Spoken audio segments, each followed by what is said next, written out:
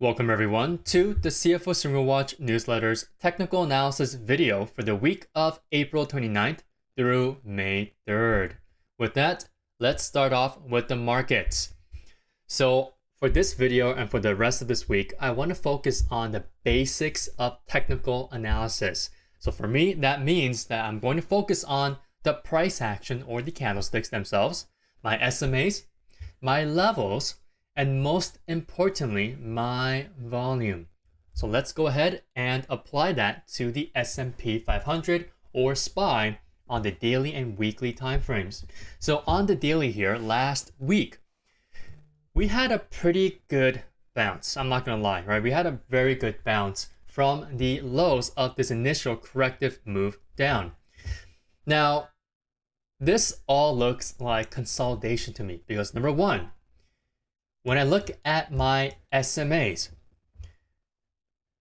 the daily 10 and the daily 21 SMAs, and again, my daily 10 is my red and my daily 21 is my light blue line, are still curling to the downside. And last Friday, thanks to this nice jump up higher, we saw the daily 21 finally crossing below my longer term daily 50 SMA. And we have not seen the daily 10 and my daily 21 SMAs below the daily 50 since last year of October.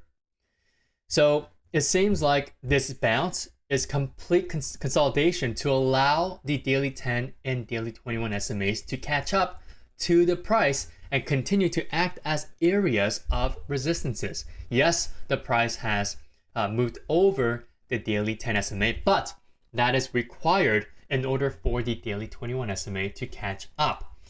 Now, regarding the daily 50 SMA, something interesting happened. So from last Friday's close, when the daily 50 SMA was flatlining, we actually saw an uptick on the daily 10 SMA at Friday's close. So this is pretty interesting because it seems like the price is telling us that we're about to see another pop into maybe earlier this week when we see an official retest of the daily 50 SMA. Because mind you, we have not yet seen an official retest of the daily 50 SMA after we lost it on April 15th on this specific daily candlestick. Instead, we kept on moving further and further away. Now, mind you guys, whenever we do see a breakage of the daily 50 or any SMAs, we tend to see another initial retest to make sure that, yes, we're confirming that the price is breaking below this specific SMA or to the upside.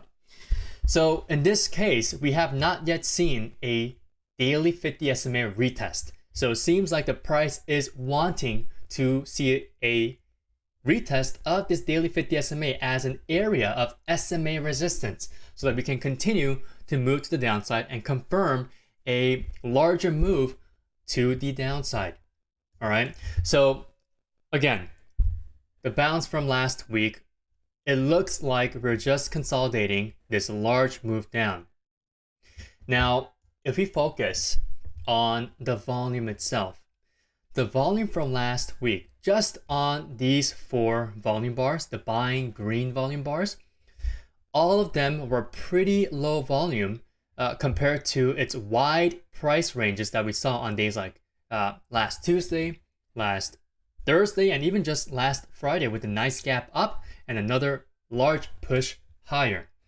And in fact, all four green volume bars, buying volume bars, were very, very low, and they're still below the daily average volume that's currently sitting at 73 million. And when you compare these volume bars to what I'm about to show you, it's pretty surprising. Because if you take a look back at the 6 consecutive sell-off days that we had, all of these 6 consecutive sell-off candlesticks were accompanied by volume bars that were over the average daily volume. And mind you, the average daily volume is continuously falling now from last week's volume bars, because again, all 5 days of last week, were very low volume, which ultimately allowed the average volume to slowly downtick. And so all of this volume that we saw in these 6 consecutive days, we saw a huge uptick in each daily trading volume. And so to me, again, this also confirms, just based on volume, that we're seeing some sort of a dead cat bounce to consolidate this large move down that was also accompanied by a confirming volume. So now when we talk about the levels, here, we saw a perfect rejection at this 509.80 level, which was a huge level that I was talking about before we saw this large breakdown on April 15th, on that Monday. And also, we saw this level converging with the daily 50 SMA. And so, if we do decide to see a retest of the daily 50, I wouldn't be surprised if we see a immediate smack down to the downside and another break below the 509.80. Because again, based on how the daily 50 SMA has closed on Friday, we need to break over 509.80 in order to see that official retest of the daily 50 SMA. So, even just based on levels on the daily time frame, it seems like we're still pointing to the downside just based on the reaction at this 509.80 level, and just based on the area of the SMA as my daily 21 continues to roll down. All right. Now, based on all of this on the daily time frame, if you go on the weekly time frame, okay, it looks like we had a nice inside weekly candlestick. Now, inside candlesticks usually indicate continuation. Now, what are we currently trying to continue? A downtrend, right? We have officially broken below this weekly 10 SMA after staying over it for 5 to 6 months. And so for the fact that we have broken below it and are staying below it for 2 weeks back to back, or actually 3 weeks after we closed slightly below it on the week of April 8th, tells me that there is a lot of bearish sentiment. And so on this longer term time frame, it seems like last week's weekly candlestick, which is also accompanied by a lower volume, tells me that this is just simple consolidation. And once we're able to retest the weekly 10 SMA, we should be able to continue this move to the downside. And so on the weekly 10 SMA, we closed at 511.92, or if you guys want to simply round up, $512. And so that would also mean that if you go back on the daily time frame, we can see yet again another retest of 512, which is another daily level. All right, so it was a daily level of support here, and in the past as well, when we had the nice little sideways price action for a couple of weeks, or actually around a week and a half. So this 512 level can become very significant this week. So make sure you guys have this level on your daily and weekly time frames, because again, as a reminder, that is where my weekly 10 SMA resides. All right. So for the S&P 500, I am definitely still mid to long term bearish, especially into the end of Q2. And based on how things go this week with Apple earnings, Amazon earnings, and most importantly, the FOMC meeting will determine how the markets will react for a continuation, hopefully, to the downside. And so make sure you guys read the newsletter first before you guys watch this video. All right, so that is it for the S&P 500, and let's take a look at our first name for this week.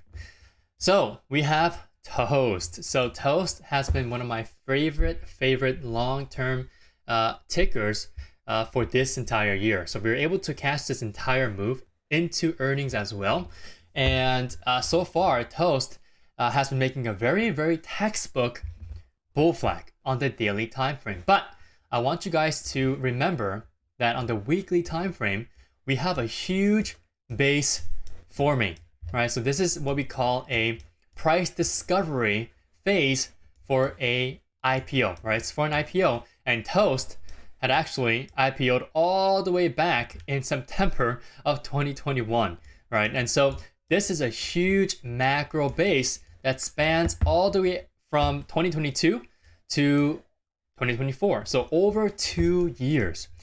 And for Toast here, if we're able to finally break over this macro resistance level at 25, which also makes up this huge macro base, this textbook flat base, we should be able to see a huge short squeeze-like move to the upside and just take out all the supply that we have overhead and ideally head back into IPO lows, but that's just simple speculation. But overall, what we're looking for is a simple move up over 25.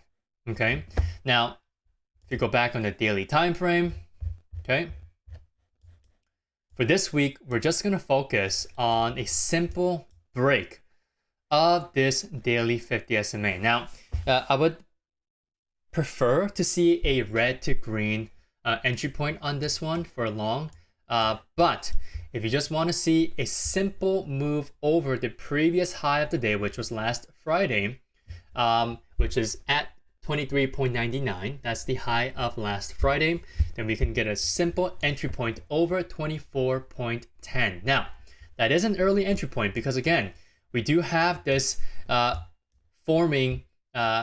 forming descending resistance trendline and this descending support trendline that makes up this nice bull flag. Remember, we have this impulsive move up that makes up that flagpole, and then this consolidation, this up and down oscillating consolidation that makes up that flag, which has also been formed by these two trend lines, descending trend lines specifically.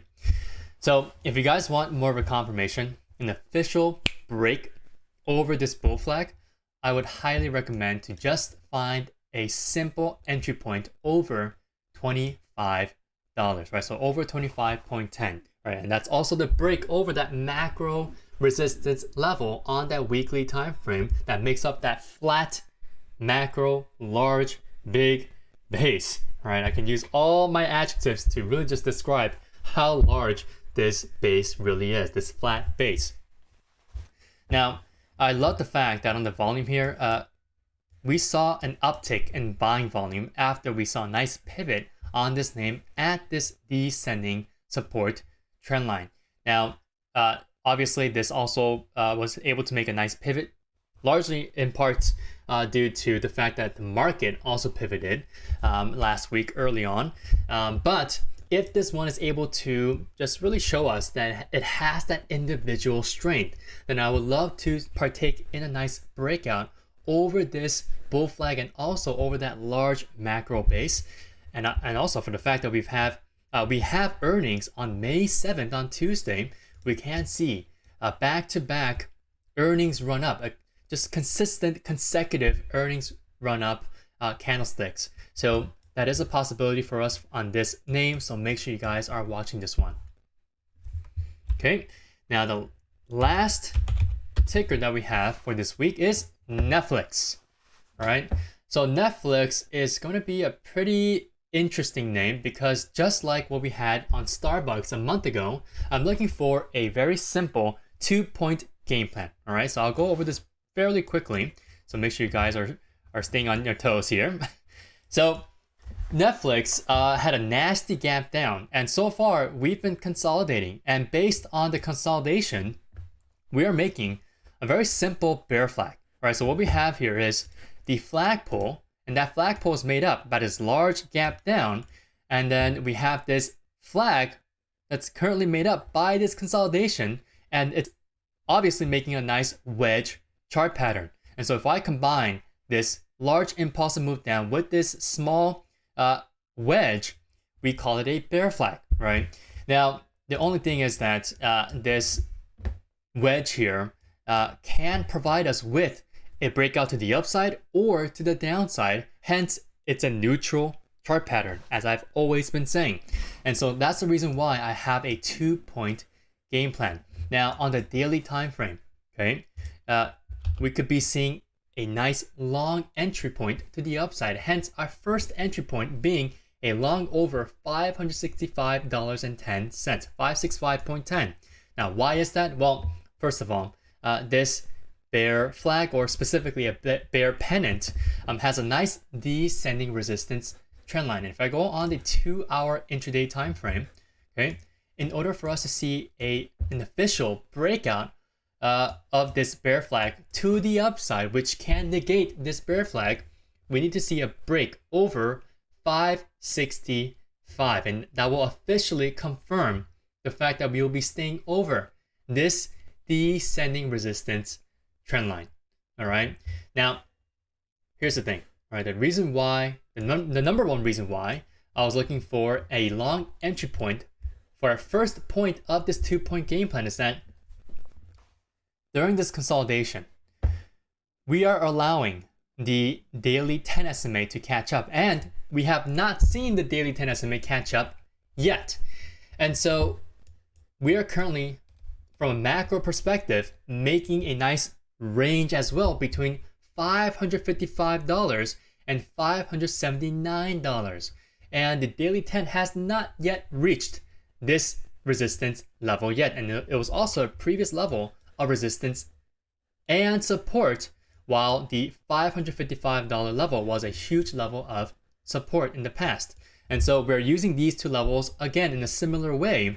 And if we're able to come back over this 565 and break out of this bear flag and negating it at the same time, I firmly believe that we can have a very rapid move to the upside to retest this 579 level, and also coincide with this daily 10 SMA as it continues to catch up to the price. Now, I love the fact that we've also made an inside daily candlestick on the on NFLX here on the daily time frame, and that could potentially provide us with a potential squeeze-like, quote-unquote squeeze-like move to the upside as we negate this bear flag. Now, with this long-term entry point to the upside, be careful, because we can see a move like this, a move to the breakout in one single day, because again, Netflix has become volatile after its earnings move. And for the fact that we've had other Magnificent 7 stocks or mega cap stocks moving largely to the upside, while Netflix made a inside daily candlestick, tells me that Netflix has a lot of momentum and built up energy to be able to break to the upside like all the other mega cap stocks did on Friday, largely due to Google and Microsoft's earnings.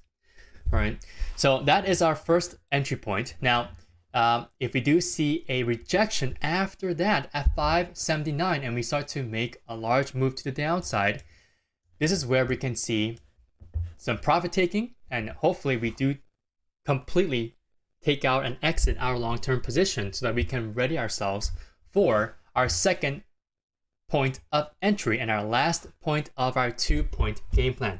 And that is a break below 555. So at that point, we have already negated this bear flag when we broke to the upside, but we're still now playing within this 579 to 555 range, right? It's a very large range, but we have our resistance level at 579 and support level at 555.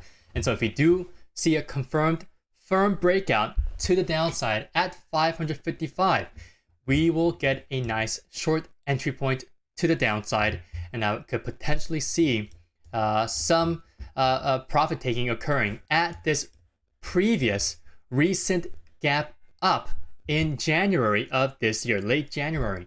And we can potentially see a retest of this gap up low at 537. But ideally, I would want to see a nice ideal profit target to that psychological $500 level. And guess what? That was also the previous major level of resistance before we saw that huge gap up on earnings. All right, so make sure you guys go back to the newsletter as well to read all of my profit targets and my stop losses, most importantly, on both Toast and Netflix. All right, that is it for this video. If this technical analysis video was insightful, make sure you guys leave a like down below by hitting that thumbs up icon.